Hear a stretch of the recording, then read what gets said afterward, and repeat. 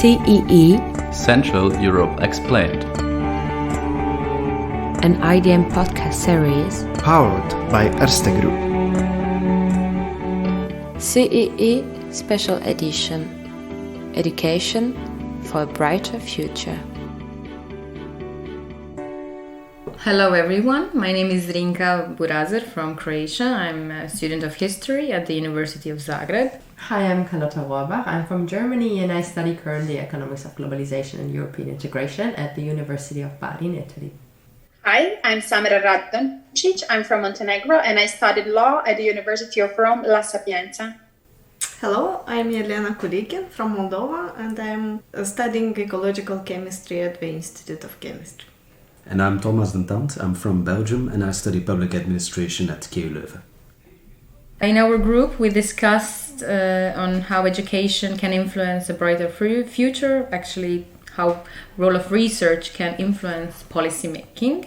We tried to answer some questions that have been emerging in all of our countries, all over Europe, such as, how to use innovative ideas from students to overcome super wicked problems such as climate change, how to break the elites from special entrances to very prestigious colleges, universities all across Europe, such as College of Europe, how to redirect research to issues that are really important for the society in whole, how to counterbalance the lobby power of big industries that are influencing policy making through, of course, research, how to correct wrong information, and also we mentioned one of the most important things that we've been seeing and we've been witnessing across the region is democracy backsliding, which is partially based on society being misinformed by politicians, and these politicians discrediting science. And this is what we'll be tackling in our podcast now.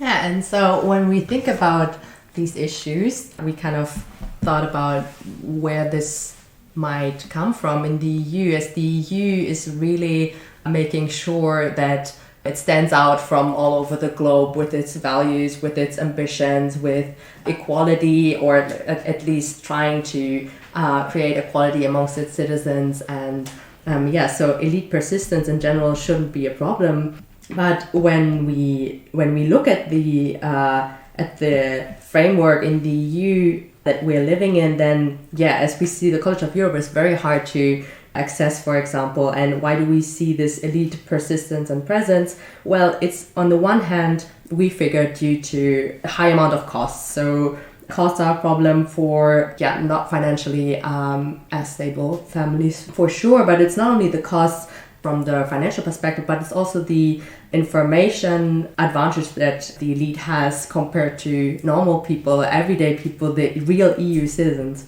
and the network. So the network, we figured, is a really important thing that we need to be part of the policy making in the EU, which is sad from the perspective that the EU tries to achieve equality amongst all citizens. Then we already stressed the issue that policymakers are not really relying on science, even though in the EU we have the ambition to rely on facts and to be liberal. And for liberalism, we need facts and we need science. And so why don't we see the reliance on science in the EU? Well, and our idea was that in general, we have a problem with trust in science and the access in science. And we have problems with lobbying power in the EU as well as all over the world. And this is due to, on the one hand, transparency issues, we figured. So people don't really understand where the science is coming from, how science is being produced. And this is no magic. This is something that also in the EU is a problem, that people think science is not reliable. And also the science is not really making advertisement for itself. So sometimes people don't even know that there is a scientific opinion on certain issues. Meanwhile, there is one.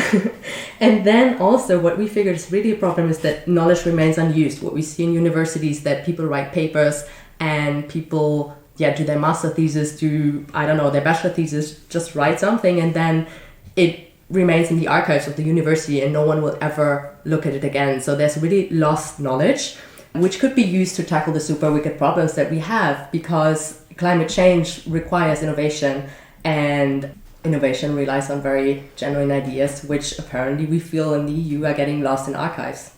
Yes, and Some of the possible solutions that we identified as a group and that we find really relevant for the mentioned topics are definitely more direct channel between policymakers and think tanks or universities in order to foster the exchange of ideas, because as we mentioned, the ideas are not really coherently used. So the civil societies should also participate in shaping and, let's say, implementing the decisions and at the level of the policy making. More paid internships also is something that is really needed in order to involve youth in the policy making process in order to make these and more efficient, which we believe can be achieved by including young people and giving them the opportunity to share their ideas and to be directly involved in the process of shaping the policies. And also another solution would be if there's enough qualification, or we sometimes have overqualified people who would like to get into policymaker, or do they still stay in the research area? And also it's regaining trust of people in science. How do we achieve that? Do we include citizens into science? So there will be a perspective of participatory science from usual people from different countries. And I would like to mention one example is in several countries there is an initiative on plastic pirates, who involves people around the different levels of education and different ages to tackle this problem in a participatory mode. And also, how do we educate citizens? Do we give them access to different programs to educate themselves, or do we offer solution to educate them through formal education, or maybe where it's easier to go through informal ways of education, so they can understand if science is fun or it is the place they would like to be. And to just go a bit back on what we were talking about earlier with lost research, maybe it would be a good idea if we manage to convince many students that have just done their master thesis or even a PhD, etc., to send their research to those who might have an advantage in using it. So, for example, a lovely story that came our way was about a thesis on how to recycle more efficiently on certain islands that was sent to certain island municipalities, etc., and apparently had good effects. So that's something, as a generation, we should see as quite a useful thing to do. Now, that goes more into the territory of citizen initiatives, cooperations between the government and citizens themselves to tackle certain wicked issues or smaller issues even. For example, air pollution in certain streets that can be done at the municipal level or even at a regional level. For example, in Belgium, something like that happened and really had significant results. So that's something that, we should really applaud that if that's more widely used. It's an example of participative democracy. So we need to include all parts of society. And that's really something that's probably a long-term goal, because you can't do that from one day to the other. But it's something we should strive towards, yes, and that would probably also make Europe more significant when it comes to the idea of, yes, we really are the continent of human rights and democracy, local democracy and higher levels of democracy. Hi and welcome to CEE, Central Europe Explained. You have just listened to our discussion with Zrinka, Carlota, Samra, Elena and Thomas, all participants of the 17th DRC Summer School about the future of academia, held in Vienna in the summer of 2022. A lot of good points and observations. The discussion ended with an emphasis on Europe being the continent of human rights and democracy. However, we have been witnessing all over the world, including the whole Europe, a backslide of democracies over the past decades. This is a movement that fastened up, especially since the COVID-19 pandemic outbreak. In an article called Learning from the Virus, published in June 2020, the writer and philosopher Paul B. Preciado mentioned Michel Foucault as being, and I'm quoting here, the first philosopher of history to die from complications resulting from the acquired immunodeficiency virus, who left us with some of the most effective tools of considering the political management of the epidemic. Ideas that, in this atmosphere of rampant and contagious disinformation, are like cognitive protective equipment. End of quote here. What we have observed is that the COVID-19 pandemic fueled mistrust towards authorities and science. But in my view, this tendency is not completely new. Just think of anti-vaccination movements. They have been active for quite a long time before, and which is why some diseases re-emerged, for example, measles. Social isolation and the consequences of the pandemic, such as the unemployment, increased frustration, and many people became more susceptible to extreme opinions and voices. It is not that all of those people had no trust in science at first, not at the very beginning of the pandemic. If you think about it, they also complied with the rules at the very beginning, they stayed home. But the longer the situation lasted, the more science-based evidence fell off on deaf ears. So nothing new here actually, but it shows us that the political management of pandemics and the communication of correct information, especially science, are bound together. And one of the biggest providers of science, knowledge and tools for policy making is academia. Still, academia and governance often appear as two separate entities. On one hand, we have the ones sitting in their decision-making chairs, and on the other hand are the ones in their closed labs and universities. My name is Emma Hontebeyrie, and I'm producing this podcast. I'm also research associate at the IDM. Hi, I'm Malwina Talik. I'm a research associate at the ADM as well. Prior to that, I have also worked at the Polish Academy of Sciences, where one of my tasks was popularization of science. Malwina, so nice to be here with you today. Nice to be with you here too. Before to start, I would like to ask you what comes to your mind when we talk about this divide between science and policy making, or about this three-cornered structure between science and academia, then policy making, and last but not least, civil society. Well, thanks for this question, Emma. Let me respond to it indirectly. So to start with, politicians need to rely on science, or at least be aware of academic and scientific findings in order to make informed and reliable decisions. This may also mean taking unpopular decisions that will, however, be of the profit for the society in a long-term perspective. So let's think about the climate change as an example. However, what we should also keep in mind is that it is politicians and politics that enables and finances or impedes and starves science. So it has an impact on what areas are given more attention. Thank you very much for this input. First, I would like to follow on what Srinka, Carlota, Samra, Helena and Thomas highlighted, which is the need of science for a brighter future and the possibilities for research to influence better policymaking.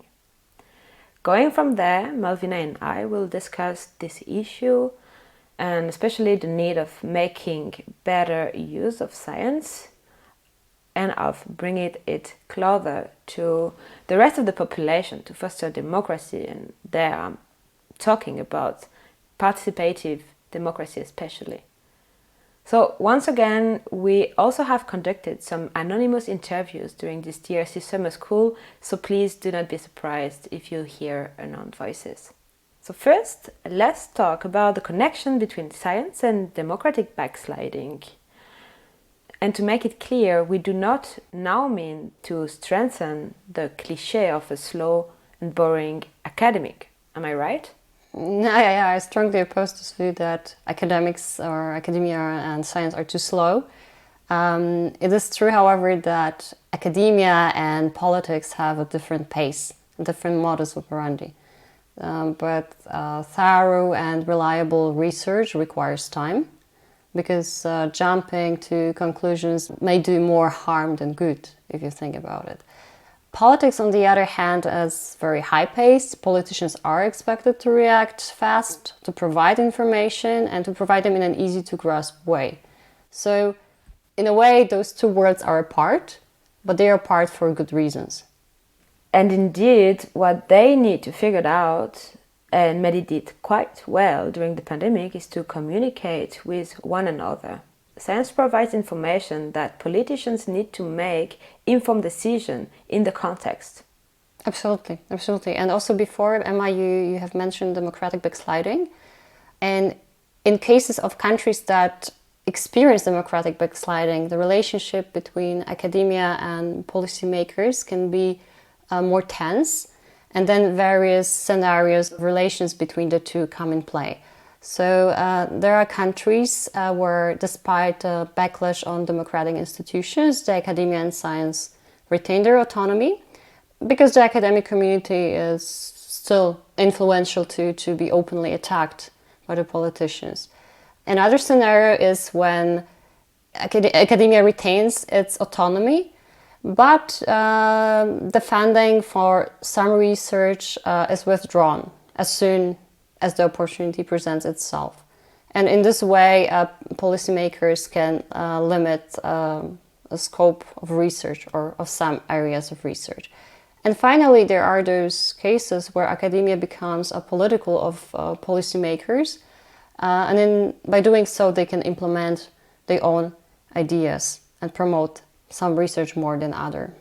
But in this case, it's very interesting to me to think actually how and why there is then this big distrust towards science and academia.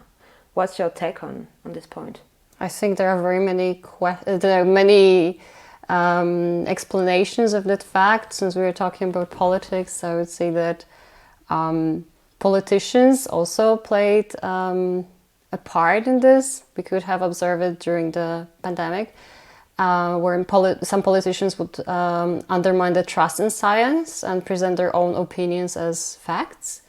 And as one late US senator once stated, you can have your own opinions, but you can't have your own facts. And by doing so, politicians confused people who didn't know whom to trust anymore. They didn't have the same knowledge as scientists or the same insights in the current affairs as politicians. So politicians should not assume the role of scientists. They should not meddle too much in the research process. Sure, they might give priority to some areas and finance them more, but this is also a double-edged sword, and it affects some disciplines more than others. So, for example, look at social sciences that I have more background in. For example, independent research in gender studies and history is crucial at the moment to debunk certain myths that are circulating. But in many countries of our region, gender studies are labeled as a biased ideology and not an academic discipline. Some governments blame the demographic crisis that we're experiencing on the so-called gender ideology. But if they actually look at the data presented by gender studies, they would find many explanations for the status quo, for this demographic crisis, as well as recommendations and solutions, but they choose to look away. Wow, this is actually very raging information you're telling me here. I was not aware of this point. I think it proves that politicians should not question reliable science when it does not match their opinion. They should use academia, indeed, much more as an advisory body, which many do so. Science needs funding, and this comes also from state. And saying this makes the statement even clearer. Policymakers desperately need science, and as Carlota mentioned before, the policies making already rely on science, but it seems that this is slowly fading away. Science and policymakers have to create synergies and common ground of work and implementation of new area of solutions. especially acknowledging the extremely fast progress of innovation, taking into perspective the multiple challenges ahead of us. Science must be a long-term integration in the policy-making processes. Absolutely. And when you think about phenomena like the pandemic or climate change, there has been enough evidence, which has not been secret to either the society nor the decision makers about it. So we know about it. We have evidence for it. But climate change is also a phenomenon that can't be tackled over one legislative period. And the decisions which would help to counter it might be unpopular. And politically, they might not pay off in some countries. So for many politicians, cooperation with science on that matter ends as soon as an electoral campaign starts. And I think we also witness the crisis of authorities. And this goes in a way hand in hand with polarization of the society, at least in my view. So even if data and information is available and it is made public, some groups will not listen. They will also look away. They will stay in their own information bubble and rely on their own so-called experts and scientists. And very often those experts, those scientists are really experts, but in some other field. So a dentist does not make a great historian or an expert in history and climate. There is a reason why education and some professions takes time and must be followed by necessary research and professional experience. And to overcome the polarization itself, we need to talk to one another, even if it often is an excruciating task for both sides. But then thinking about what you just said about talking to one another, so having this communication, which then therefore would foster science in the scope of policy making. So communicating between science and this policy making and also the civil society, it means that we need to rebuild somehow trust in science. So here again we can reflect on what we have been witnessing since the outbreak of this COVID-19 pandemic.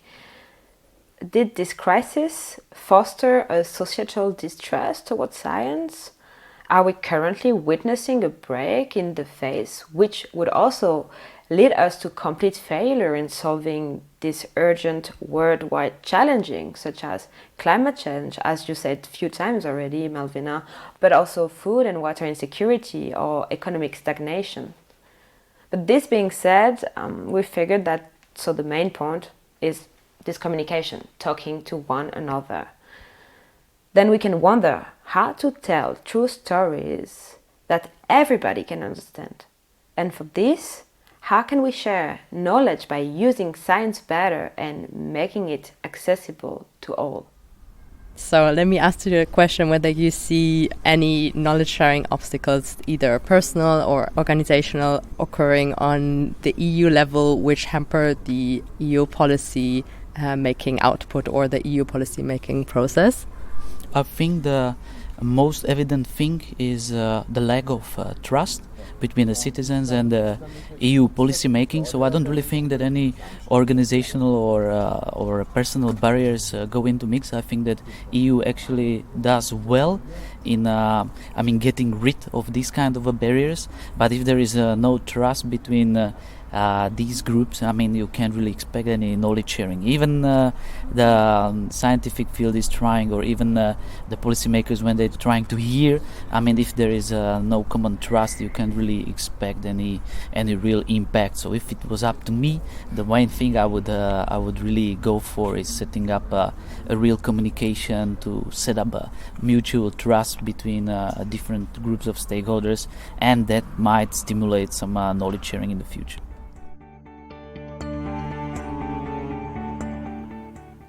It was a very interesting point. I would also say many experts are not given the floor, maybe because they're not necessarily very medial personalities, or because they can't explain things in a couple of sentences very concisely. But maybe this is also because too little attention in academia is given to collaboration with media or to preparing scientists to media appearances. This is a competence which many have to learn for sure.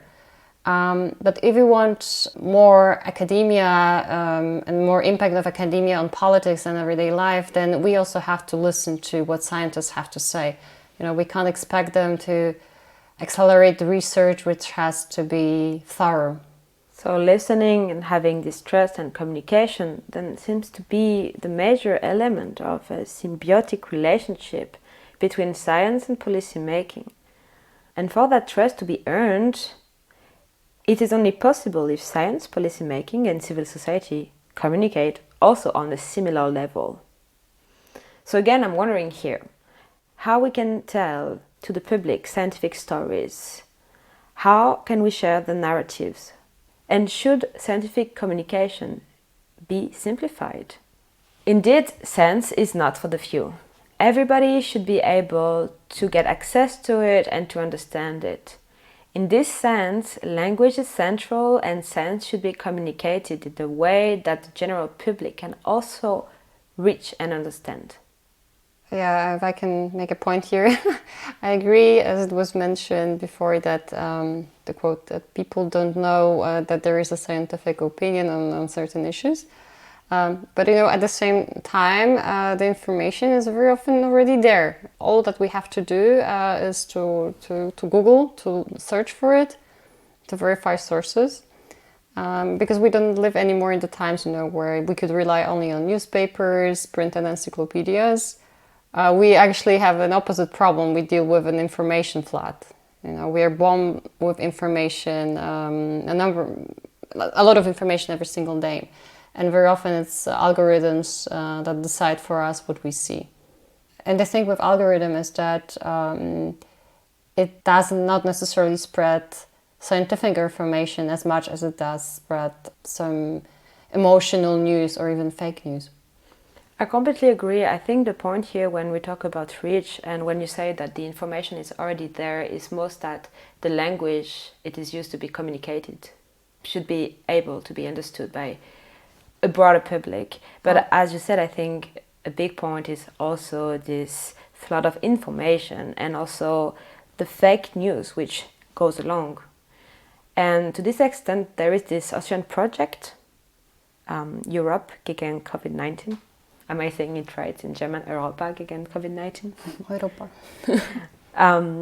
So yeah, it aims to use fact and humor against fake news to communicate on the COVID-19 realities during the pandemic.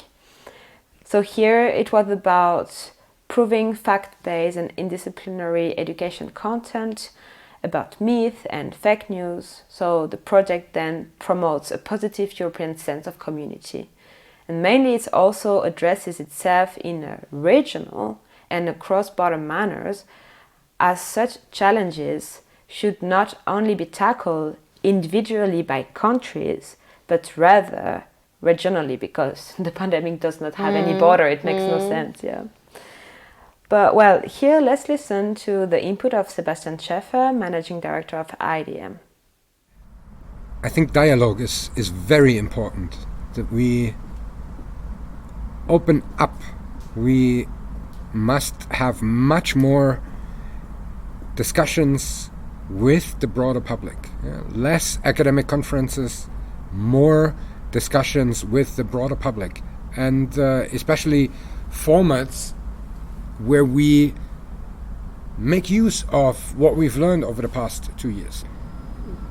And if we use this possibility more, and if we make it more attractive, less the classical discussion between some experts and then maybe questions from the audience that always come from the same people, but bring more interesting, innovative formats that engages a broader audience, we have it a little bit easier to communicate also scientific findings.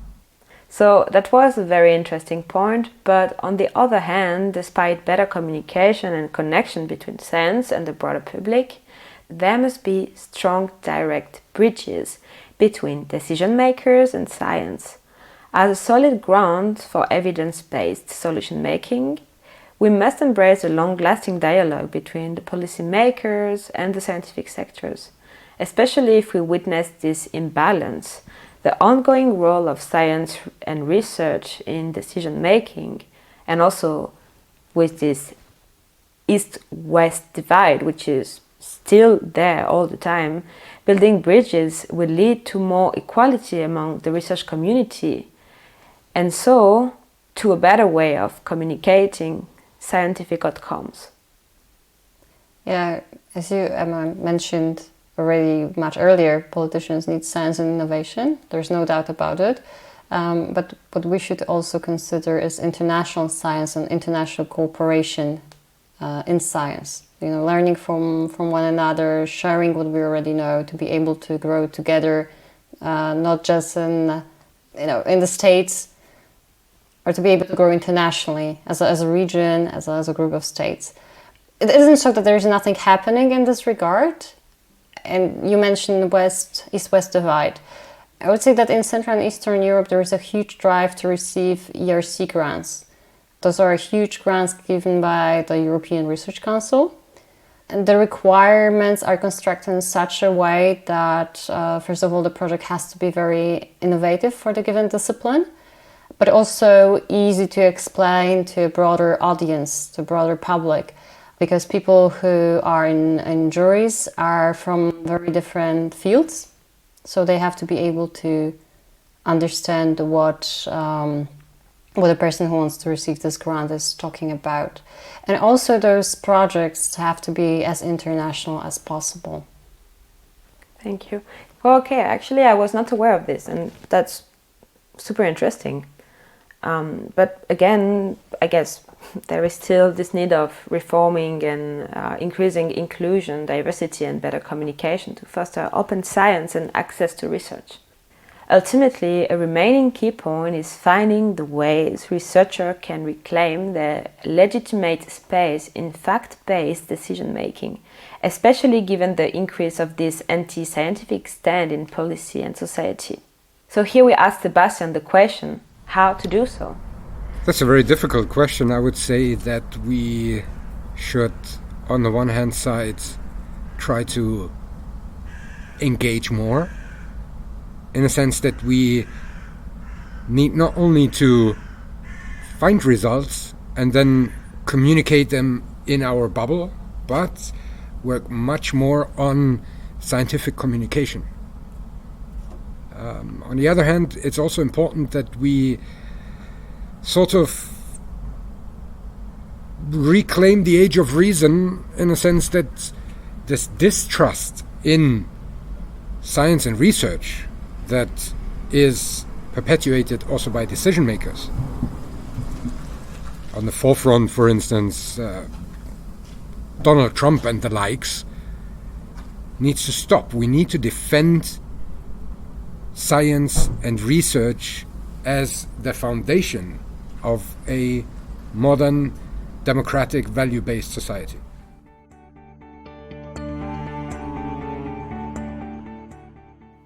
This is a very strong statement. Science and research play a big role in the foundation of modern, democratic and value-based society. This is actually the red line or narrative to think when we look for ways of connecting these three corners of this triangle between science, policy making and civil society.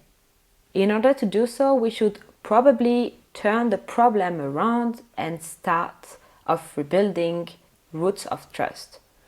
Bridges and reachable communication have to be created between general public and policymakers. Starting from the bottom of the issue, we would bring the right answers here. Any last words you'd like to bring up?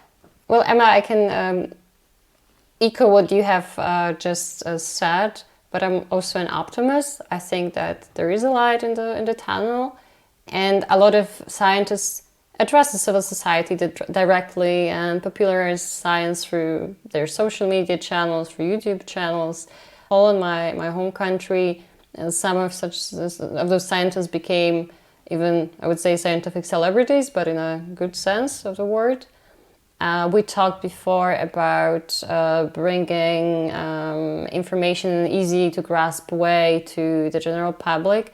Well, Polish Academy of Sciences does regularly publish information on current, debated, and even polarizing topics in order to explain them to a broader public and to lower those tensions. So I think that they do really a good job. It's just a matter of people willing to follow such posts, such information. So we just have to take this first step. We have to look for it.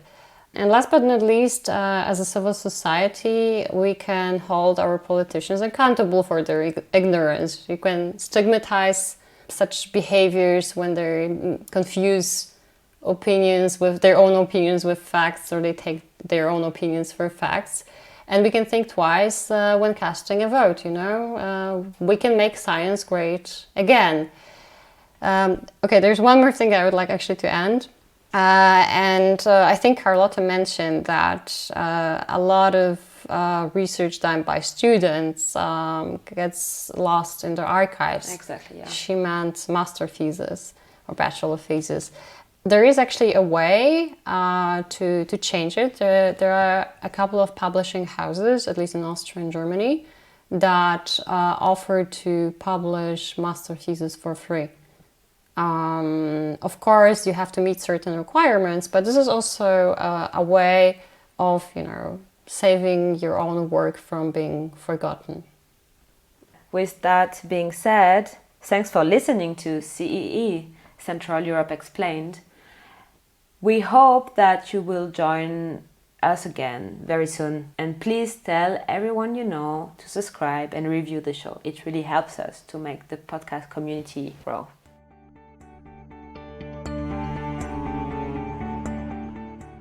So, you enjoyed this podcast? Then tune into another CEE episode and subscribe to the IDM podcast series on Apple Podcast, Spotify, Acast, or elsewhere you get your podcast. And also, have a look at the rest of our work on our website www.idm.at. For any feedback or podcast collaboration, feel free to contact me at e.hontebeyrie@idm.at. The email is in the description below. This was CEE, Central Europe Explained, a podcast series produced by the Institute for the Danube Region and Central Europe, powered by Erste Group, with the ongoing participation of Daniela Paiden, Malwina Talik, Daniel Martinek, and Sebastian Schäfer. Production and editing, Emma Hontebeyrie. Proofreading, Jack Gill. IDM Podcast. Institut für den Donauraum und Mitteleuropa. Institute for the Danube Region and Central Europe. European perspectives. Regional actions. Cooperation and expertise.